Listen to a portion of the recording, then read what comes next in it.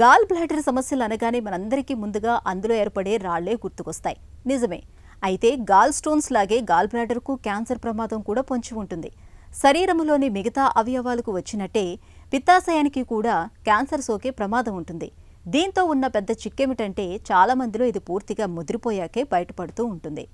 నిర్లక్ష్యం చేస్తే ప్రాణాంతకంగా పరిణమించే gall bladder cancer గురించిన పూర్తి వివరాల్ని డాక్టర్ని అడిగి ఇప్పుడు తెలుసుకుందాం.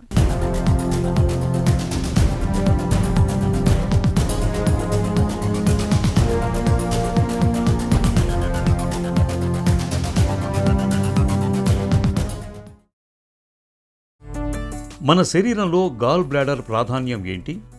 మన శరీరంలో లివర్ కింద గాల్ బ్లాడర్ అనే అవయవం ఉంటుందండి. గాల్ బ్లాడర్ ముఖ్యంగా ఏంటంటే లివర్లో తయారైన బైల్ జ్యూస్ అనేది గాల్ బ్లాడర్లో స్టోర్ అవుతూ ఉంటుంది.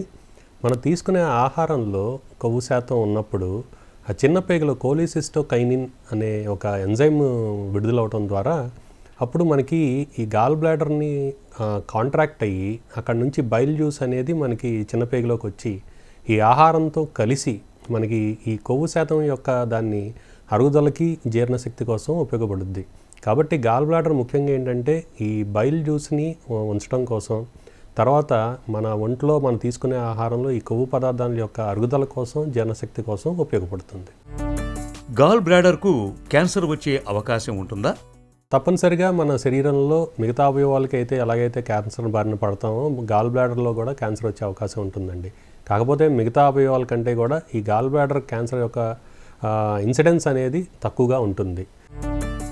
గాల్ బ్లాడర్ క్యాన్సర్ ఎందుకు వస్తుంది? ముప్పు ఎవరికి ఎక్కువ?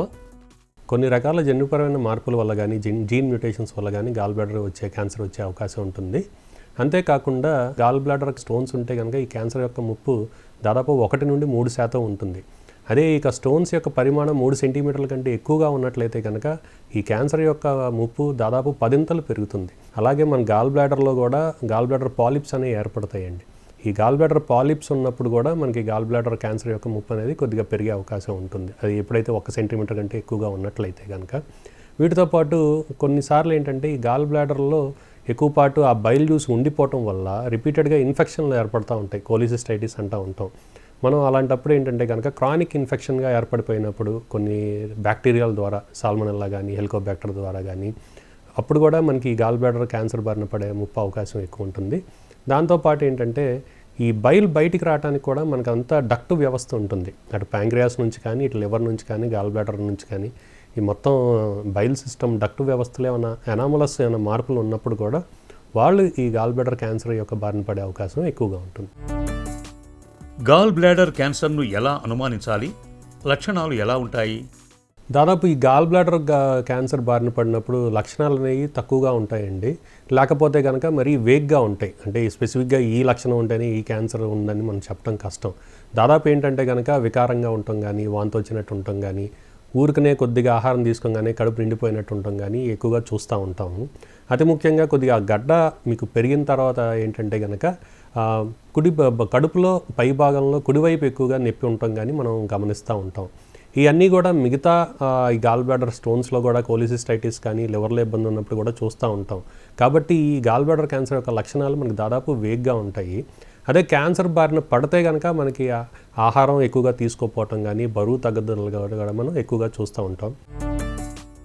గాల్ బ్లాడర్లో క్యాన్సర్ను ఎలా నిర్ధారిస్తారు? ఎలాంటి పరీక్షలు చేస్తారు? దాదాపు మనం ఏంటంటే కనుక ఎప్పుడైనా కానీ ఆ రోగికి ఏమైనా లక్షణాలు ఉన్నట్లయితే కనుక, కడుపులో నొప్పి రావటం కానీ, కడుపులో పై భాగంలో కుడివైపు నొప్పి ఉన్నట్లయితే కనుక తప్పనిసరిగా మనం అల్ట్రాసోనోగ్రఫీ అనే పరీక్ష చేస్తామండి. ఇది నాన్ ఇన్వేజివ్ పరీక్ష. దాదాపు అన్ని చోట్ల అందుబాటులో కూడా ఉంటుంది. దాంట్లో మనకి గాల్ బ్లాడర్లో ఎలా ఉంది, దాంట్లో ఏమైనా మార్పులు ఉన్నాయా, ఎక్కువ బైలు అలా స్టేసిస్ అయిపోయి ఉందా, లేదంటే దాంట్లో ఏమైనా పాలిప్స్ కానీ, లేదా స్టోన్స్ కానీ, లేదంటే గడ్డలు కానీ ఉన్నాయి అనేది తెలుస్తుంది.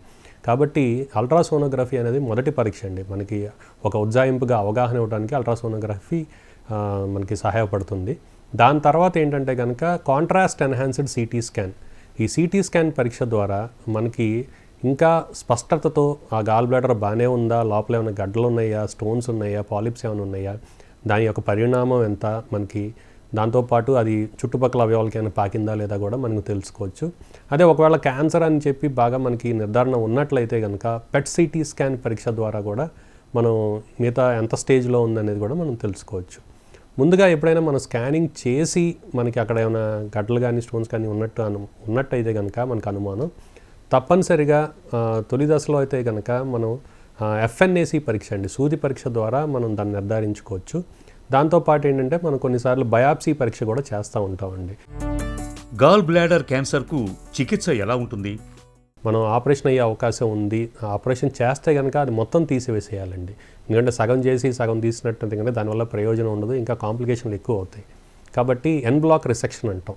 ఎన్ బ్లాక్ రిసెక్షన్ అంటే మొత్తం రాడికల్ కోలిసిస్టెక్టమీ, ఆ గాల్ బ్లాడర్ మొత్తాన్ని రిమూవ్ చేసి పక్కనున్న లివర్లో కూడా ఒక 2 సెంటీమీటర్ మార్జిన్ వరకు మనం తీసుకుని దాని చుట్టుపక్కల ఉండే లింఫ్ గ్రంథులు కూడా మనం తీసివేసినట్లయితే కనుక ఈ ఆపరేషన్ పద్ధతి ద్వారా మనం ఆ గాల్ బ్లాడర్ క్యాన్సర్ని పూర్తిగా మనం తీసివేసేయచ్చు, తర్వాత నయం కూడా చేసుకోవచ్చు.